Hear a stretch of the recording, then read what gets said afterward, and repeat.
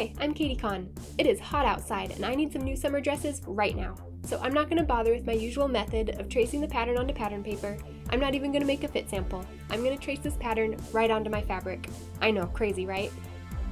I like view C, and I'm going to use this red and black striped fabric.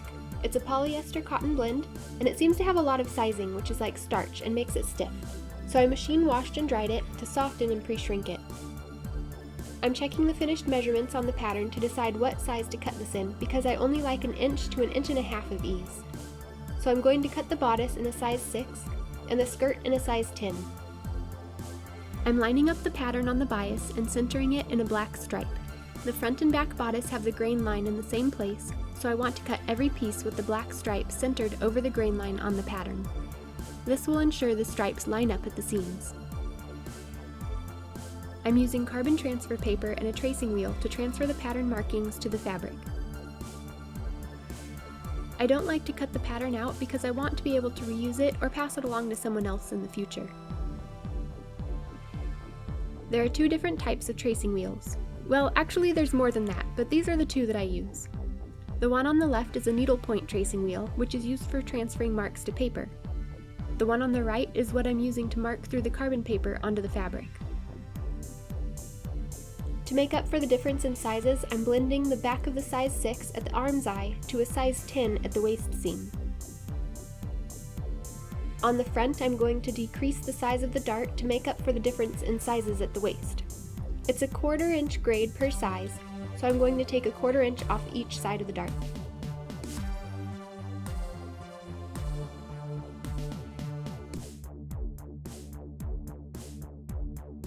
Since I'm using this striped fabric, I don't want to cut the skirt on a curve like this.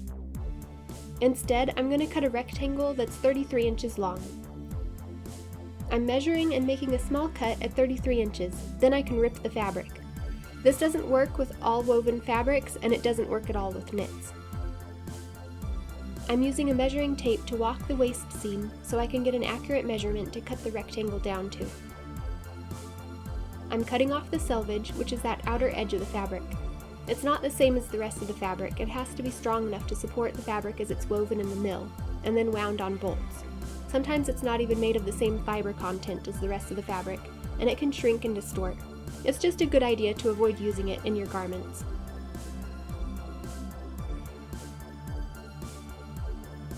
I'm using a contrast fabric for the waistband, but this is polyester, so I cut the lining out of the striped fabric because there's at least some cotton in that, which will be more comfortable to wear.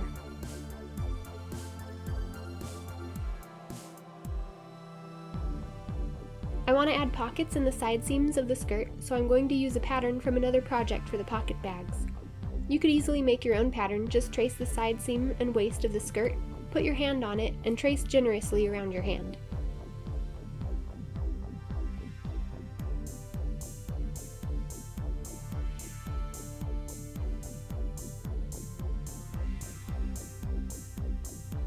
Now everything is cut, but I still want to test the pattern before I start sewing.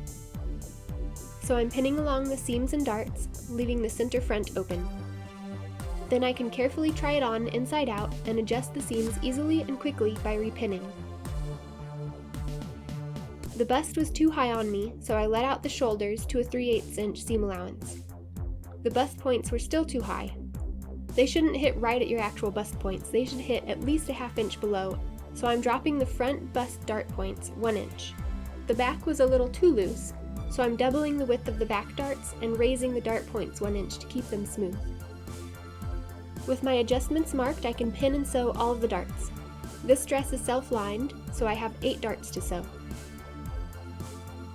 I'm sewing from the wide part of the dart just to the fold at the point of the dart. I'm not back tacking, instead I'm leaving long threads to tie in a knot later.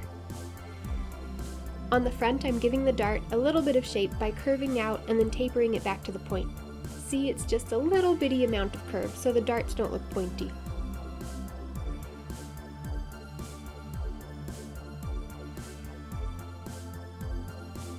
Now I'm trimming away the front dart seam allowance and pressing them open. I'm smoothing the curve around a ham to get a nice shape while I press. The back darts I press flat first, then fold the darts toward the side seams on the lining, and on the shell fabric I'm pressing them toward the center back. This way they don't overlap and it won't be so bulky at the waist seam. I mark the center front sew line and the neck seam allowance. Then I pin the center front pieces together, matching each stripe intersection with a pin. I only want to sew below the neck seam allowance that I marked.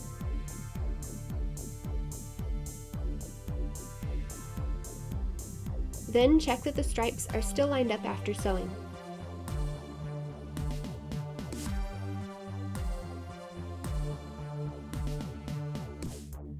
I'm pressing that open and the shoulder seams open.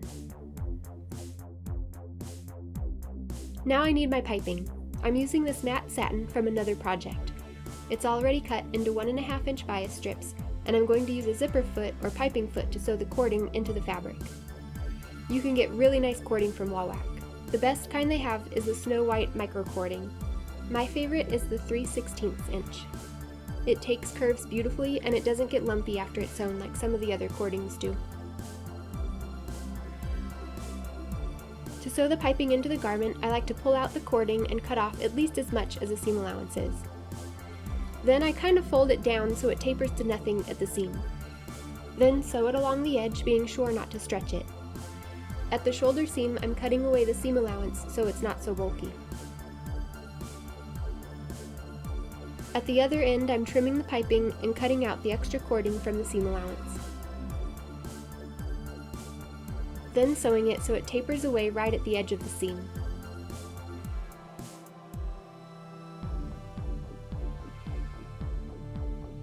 At the center front point, I leave the needle right at the tip of the V and pivot the fabric. Remember, I didn't sew the center front all the way up to the top. I left that seam allowance open. Alright, piping is in and now I want to sew in the lining. I'm trimming away the seam allowance at the shoulder seams, and then pinning the lining into the bodice.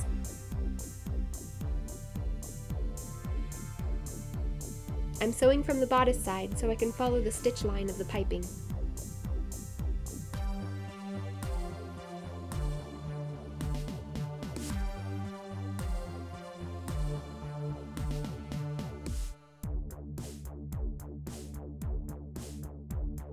Once that's sewn, I want to grade the seams, which is making each seam allowance a different size.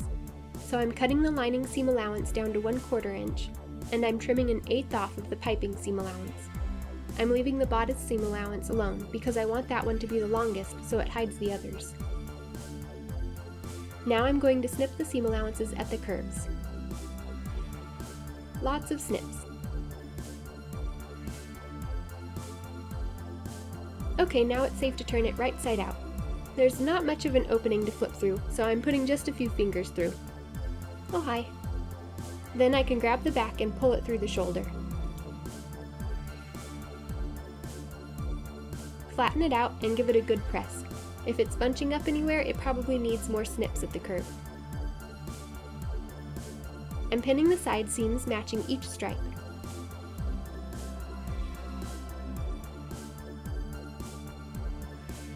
Then sew the side seams, pushing the arm's eye allowance toward the lining.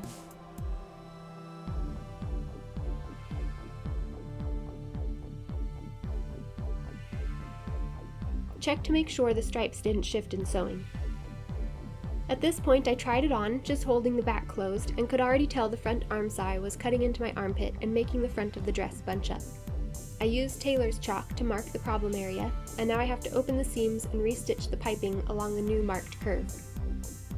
This is what I get for not making a proper mock-up.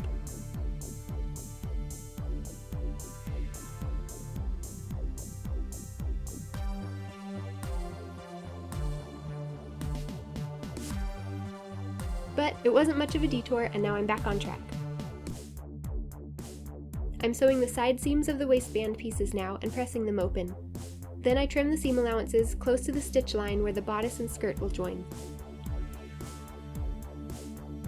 And the lining pieces, I'm trimming the seam allowance back even more. Then I stitch the piping onto the top and bottom of the red waistband piece. I tapered the ends just like I did on the bodice, so I cut the cording short of the seam and folded the piping back to stitch it down to nothing.